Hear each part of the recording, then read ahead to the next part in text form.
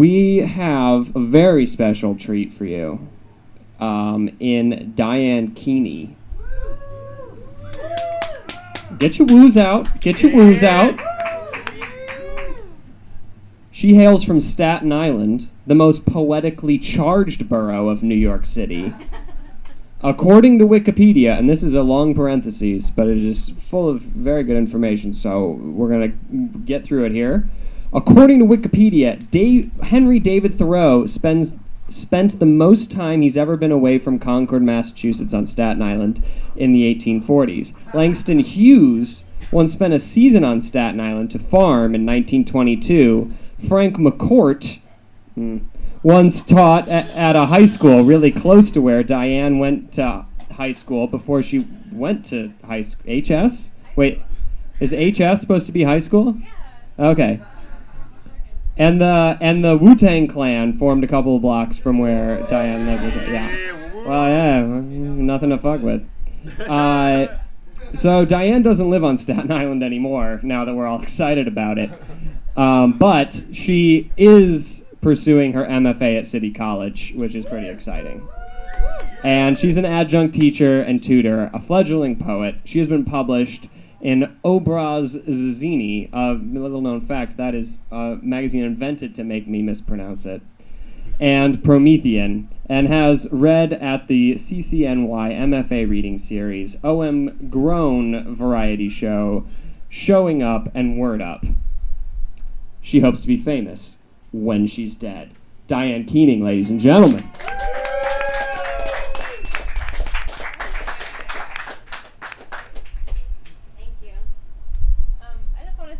First of all, for everyone here, because it's very hot, and I'm very hot, and y'all are sticking it out so beautiful.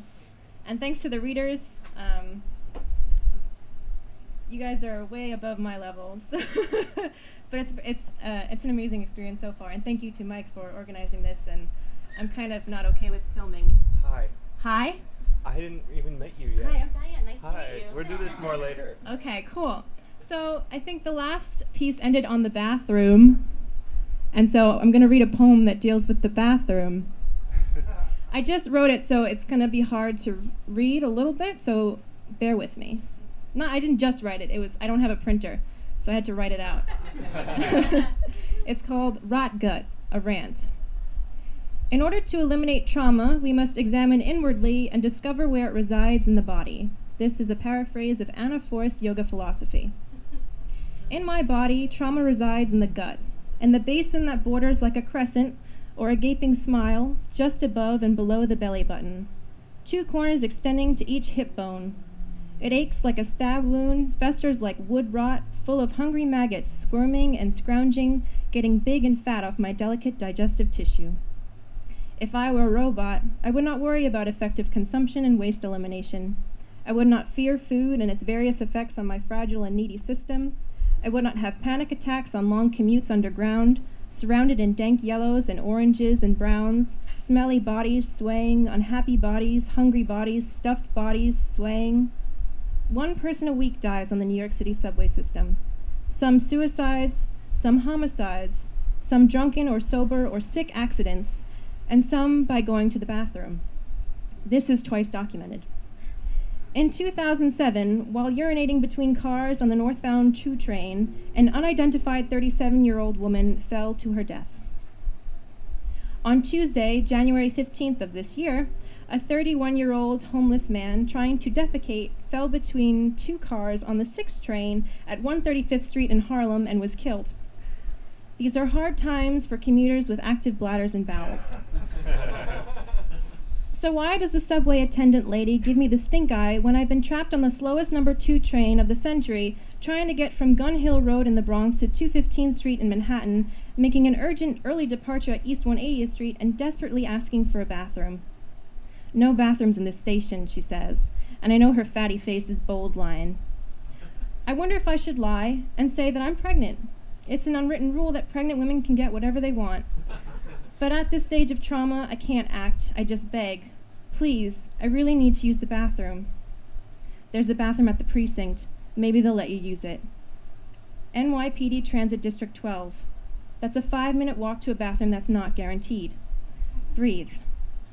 I slow, speedy walk, run, trying not to upset myself beyond the point of continence, and enter the police station just as they're booking a fresh teen girl in a belly shirt, hair bun sloppy at the top of her head. She looks like the kind of girl that will rip your earrings off your earlobes and brag about it on Facebook. I've seen that happen. The lady cop at the front desk seems distracted enough to wave me on when I ask to use the bathroom. A prayer of thanks to God the Almighty Father, who has led me safely through this trial to a private room with a single toilet, rises from my soul as I lock the door behind me. Freedom, privacy, sweet release. A cop bangs on the door and yells at me and the lady cop at the front desk alternatively. Who's in there?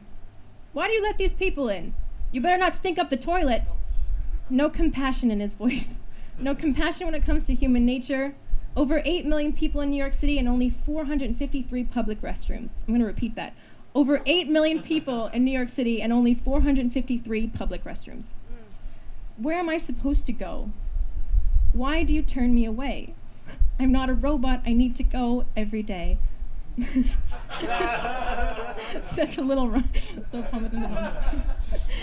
And every day I worry when I leave my home, the mecca of the known toilet, where I can go in peace, without judgment, unrushed, as sick as I want to be, and enter the unforgiving world without enough public bathrooms, teeming with bored commuters and their iPhones and Blackberries ready to film as I fall between subway cars, the next YouTube sensation, my last sensation, crapping myself.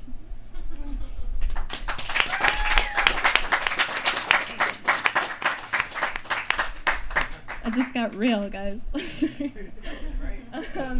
So I have like these little chapbooky things. So there are individual poems with, those leaflets that those like religious fanatics give you.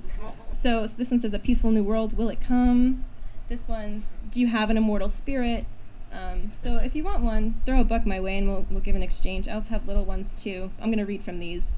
So the next one kind of ties in. It's called "A Bladder's Mirth," and it's about the bladder, the organ.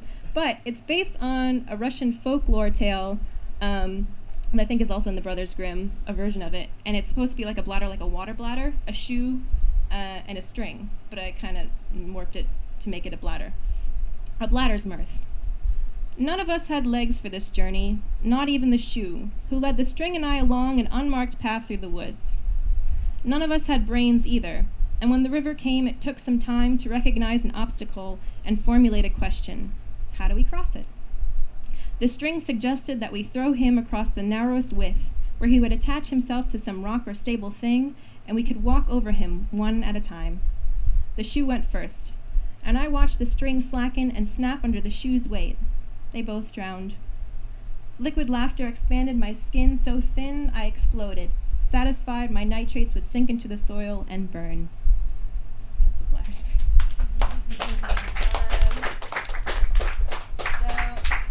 Here's one that's like a fun little apocalypse thing, because there are a lot of apocalypse movies coming out. I think we were talking about that, so snap theme.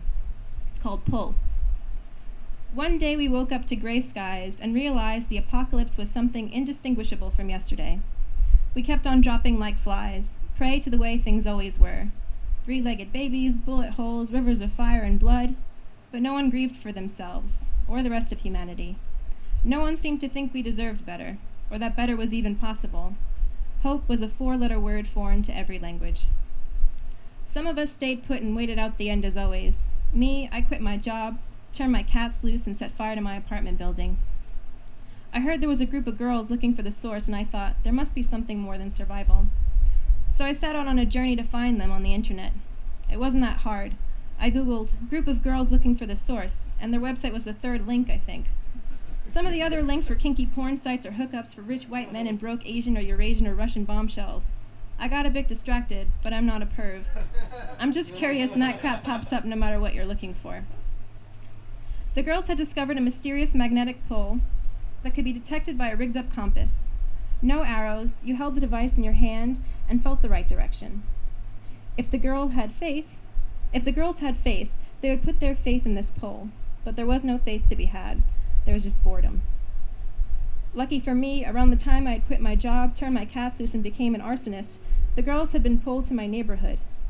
They were on the verge of something and almost happy to have another body on hand. It was just a matter of time. They gave me a rigged-up compass, and I let it rest on my palm. I waited for the pull, but there was none. I felt pretty dumb, like when I tried to be a witch in elementary school and waited for the spirits to move the Ouija planchette, pretending it wasn't all pretend. But this wasn't pretend, this was the apocalypse. Before I could voice my confusion, another girl said she couldn't feel the pull. Then another, and another. We had all lost the pull. We must be close, one of them said, looking at me like none of this was a coincidence. I said, shit, looking at my compass like none of this was a coincidence. Yesterday they would have pointed their fingers and condemned me. Today they shrug and go back the way they came. But I have no home to go home to, so I keep searching. That's cool. Yeah, okay. You can clap if you want. I don't know, I wanted to read like one or two more. Let's do, I don't really have that many. I'll do two more. Is that okay? Yeah. Okay. Keep going, as long as you want. Okay. No, just two more. I don't want to take it. It's hot. We gotta set ourselves free eventually. Fishing. I catch a sunfish, useless. I'm too scared to unhook him, to hold him firmly in my hand, so the fin does not fan out and cut me. But he keeps trying to swim away, slimy and pathetic on my line. My father used to unhook my fish, and we always fished in salt water. One time he unhooked my fish, and it was so unruly it hooked him back. Through the pad of the thumb, up through the nail, point, barb, and bend. His blood was a beautiful swamp that held my focus as he pulled the hook back through. Bend, barb, and point, only cursing once. Neither of us cried. I wait until the sunfish struggles to exhaustion. He's still breathing, but he doesn't try to swim, doesn't fan his fin. It should be easy, but he swallowed the hook. I tug on it gently, and I hear a snap. Maybe cartilage tearing. I tug again, and I swear the fish winces. More snaps, groans, screaming. The fish opens his mouth wide, and the hook comes clean out, along with the wet trail of organs. I unhook the trail and slide them back into the sunfish's mouth. I might be crying as I gently wade out to my knees in the water and set the fish back home, but he frantically flips backward and rises to the surface on his side, slowly propelling himself back to shore. I whisper no, and scoop him back up, set him right again, but he flips backwards and rises to the surface on his side, shore-bound. I say no, and scoop him up one last time before I throw him as hard as I can toward the center of the lake.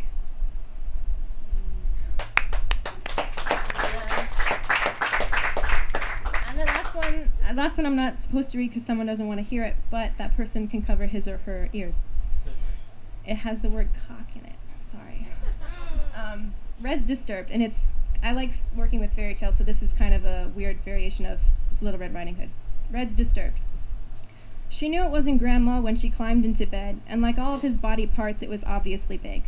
She said it anyway, and let her jaw unhinge. Ka. Ready for the prick to slip to stain the back of the throat. Ah.